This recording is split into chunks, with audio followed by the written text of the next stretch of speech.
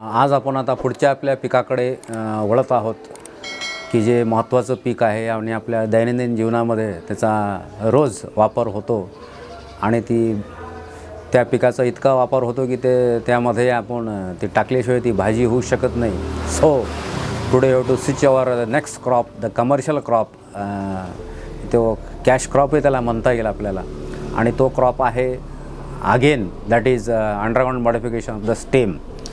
तुम्ही त्या वनस्पतीमध्ये आपण मागं 2-3 पिकं पाहिलेत की ज्यामध्ये जे वनस्पतीचा भाग असतो तो रूपांतरित झालेला असतं अन्न साठवण्यासाठी. तर आजचं बी आपलं जे पीक आहे, आपलं पीक जे आहे त्यांनी स्वतःला बदल केलेला आहे आणि खोडाचं रूपांतर अन्न साठवण्यासाठी झालेलं आहे.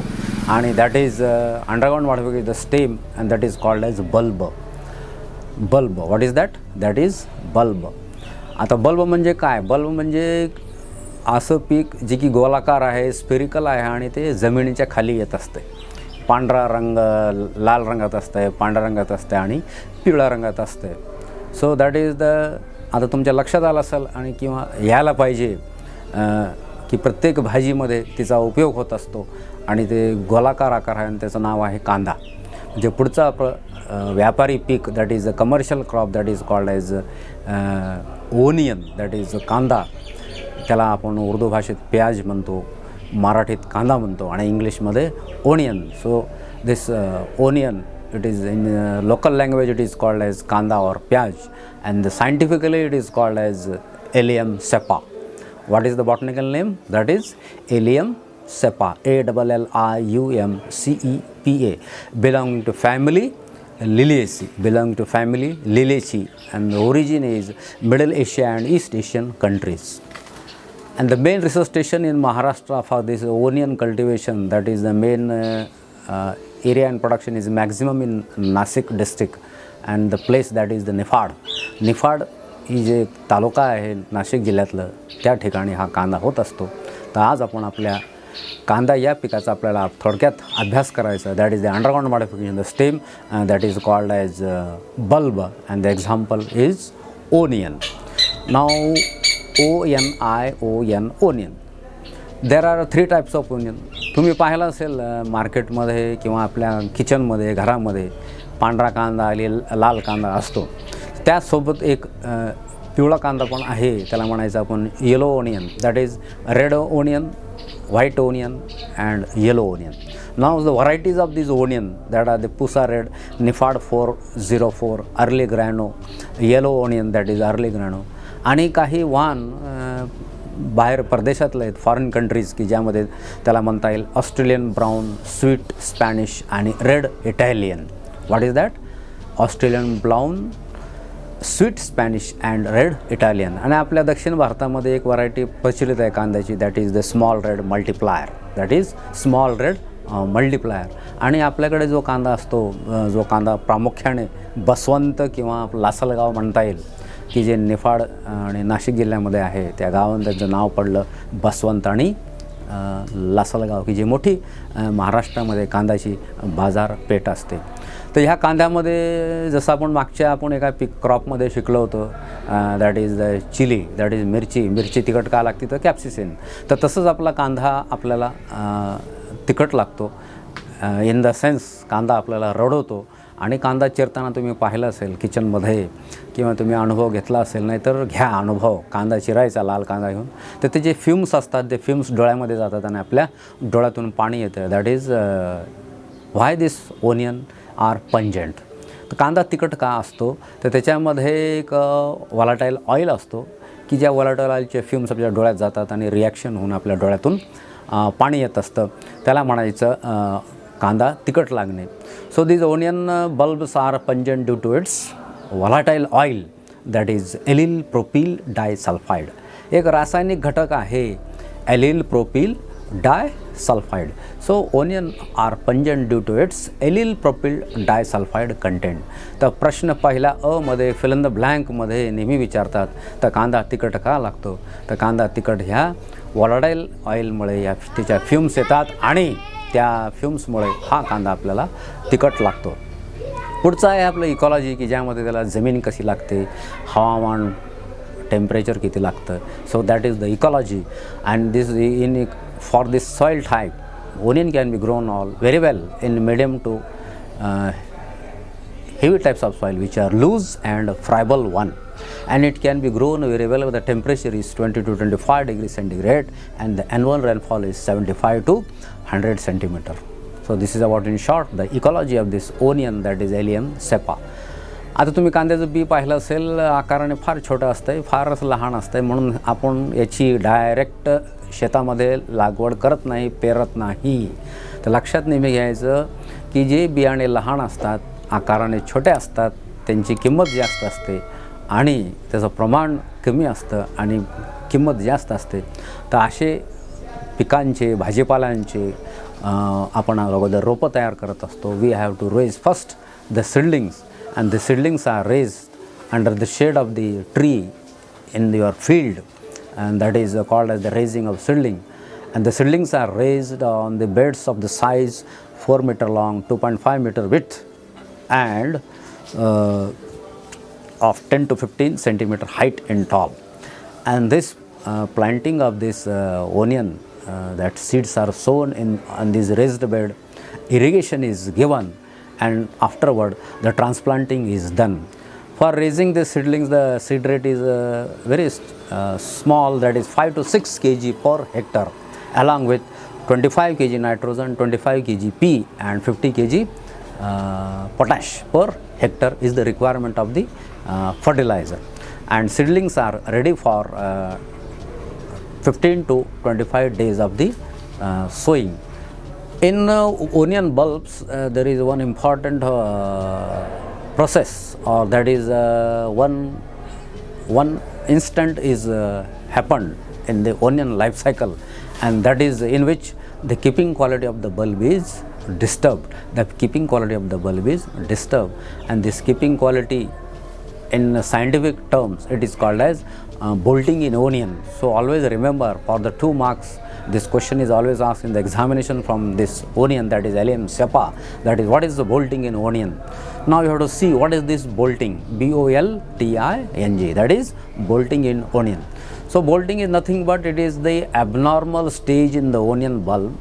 It is the abnormal stage in the onion bulb when the onions are grown for bulb purpose. It is seen that some premature seed stalks are coming, or they are raised from the onion bulbs, and the keeping quality of this bulb is disturbed. जेव्हा आपण कांदा हा कांद्यासाठी लावतो, बियासाठी नाही. कशासाठी लावतो? कांद्यासाठी, की जो बल्ब, जो गड्डा तयार होण्यासाठी. तर त्यावेळेस त्या लाईफ सायकलमध्ये असं दिसून येतं की कांद्याचे बल्ब न तयार होता त्याच्यातून काड्या निघतात, स्टॉक्स निघतात, आणि तो कांदा लसलशीत होतो, तंतुमय होतो, आणि त्याची भाजी पण चांगली करता येत नाही. जी पात असते कांद्याची, ती पात पण आपल्याला खाता येत नाही. So this is an abnormal stage in the onion in which the keeping quality is disturb. The onion bulbs lose its shape and size. Bulbs lose in shape and size. So that is the bolting in onion. So for the control of this bolting, there one is a chemical is there, and that is 5%.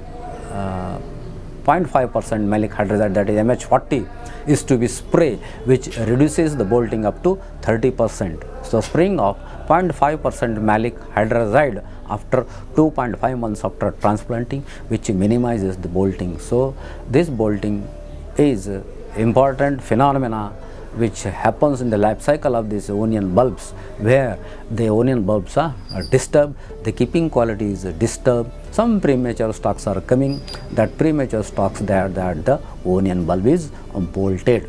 Now we have to see the next topic, that is pest of this onion. The pest, there are 2 pests important, onion thrips and onion caterpillar.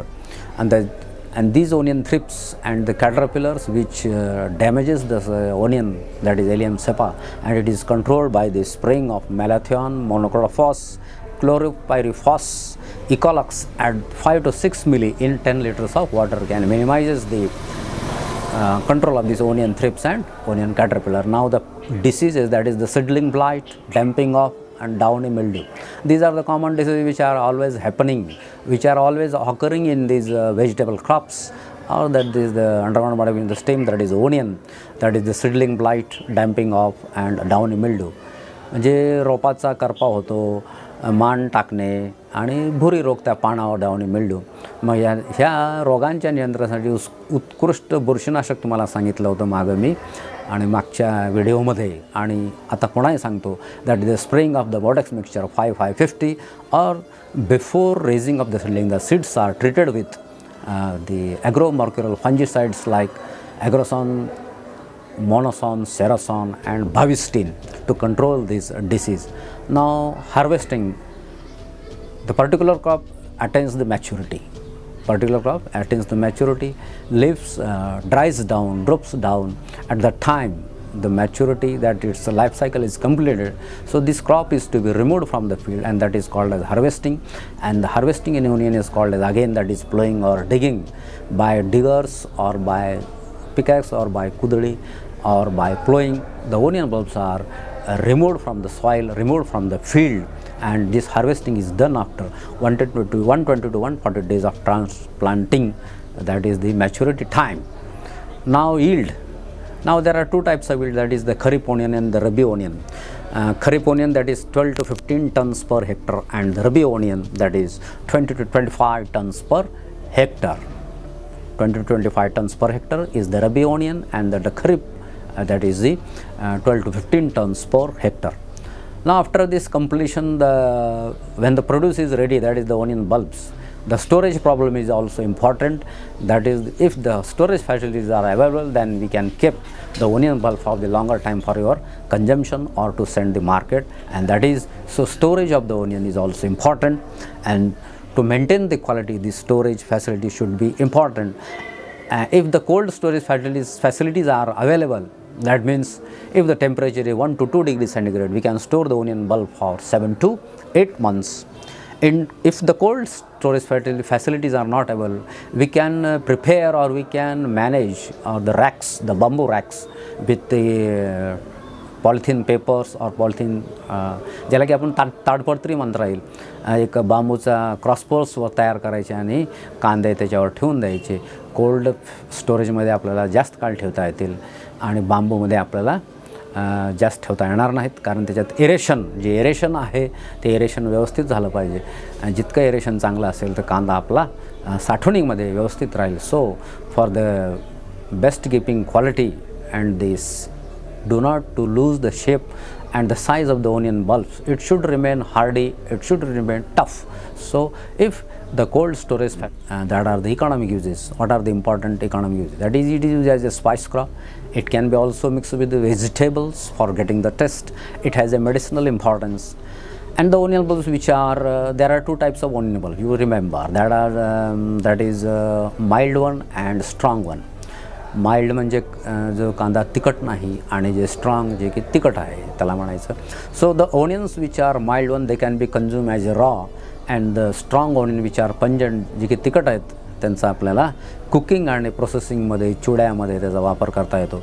घरामध्ये अनेक dishes आपण तयार करतो, त्या डिशेसमध्ये कुठं ना कुठं ह्या कांद्याचा वापर असतो, आणि ह्या कांद्यामध्ये काही प्रमाण BNC आपल्या शरीरासाठी हे चांगलं आहे.